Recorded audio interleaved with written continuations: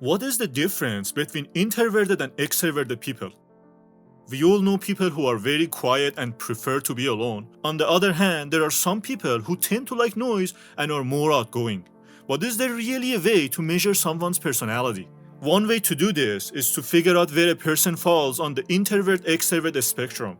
Extroverts are sociable and outgoing. They like to interact with others whenever they get the chance. They enjoy being in the spotlight and going out frequently. They need to be surrounded by people.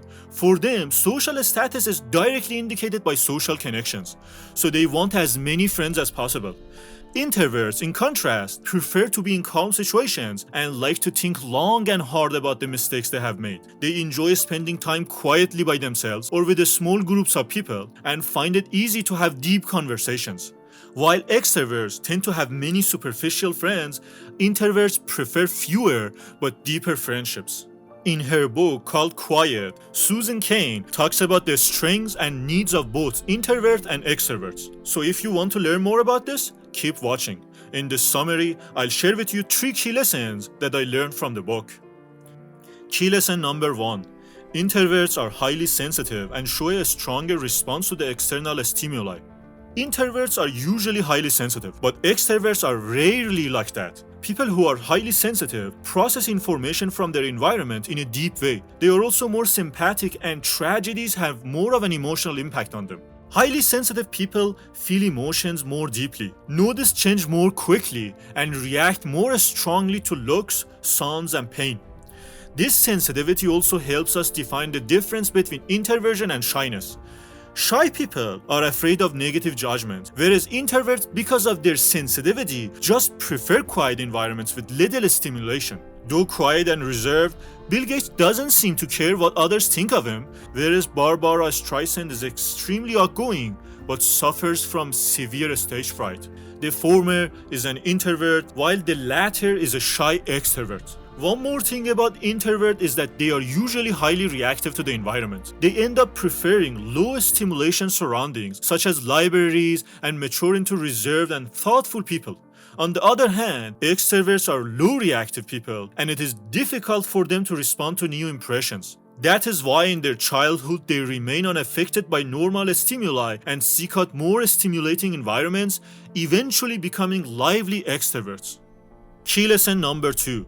Introverts can flip the switch and act like extroverts. Time and time again, every ambitious introvert ends up in situations where they have to act like an extrovert. Take a college professor as an example. Imagine that this professor is shy and reserved, but also wants to fill her students with enthusiasm. Even if she has an introverted temperament, this doesn't prevent her from switching into extrovert mode. By reflecting upon herself and others, she can learn to adapt her manner to various different situations and to flip the extroversion switch at just the right moment. She can thus accomplish her goal, and the students in her class are captivated. After completing the mission so important to her, giving a stimulating lecture, the professor switches back into her usual mode of introversion, retreating to a quiet corner of the library to enjoy the lack of social interaction. Of course, some introverts find it particularly difficult to switch modes, but it has been shown that a number of them, especially when they want to achieve something important, can overcome their introversion for a short period of time and act extroverted. Key lesson number 3. Both introverts and extroverts can maximize their performance through cooperation. Interactions between introverts and extroverts can usually end in misunderstandings. When conflicts arise, extroverts tend to grow hostile and take the offensive, overpowering or overwhelming the introverts. The typical introvert retreats from an open conflict because he or she finds it unpleasant, which the extrovert, more often than not, interprets it as a lack of interest. It is only when both temperaments open up to one another and try to understand the other's perspective that they can achieve great results together. Franklin D. Roosevelt, the US president during World War II, was a typical extrovert. He was brash, lively, and cheerful, and loved going to parties, flirting, and staying out late every night. His wife Eleanor, on the other hand, was very introverted, awkward, and shy. She preferred serious conversation and left those same parties as early as possible.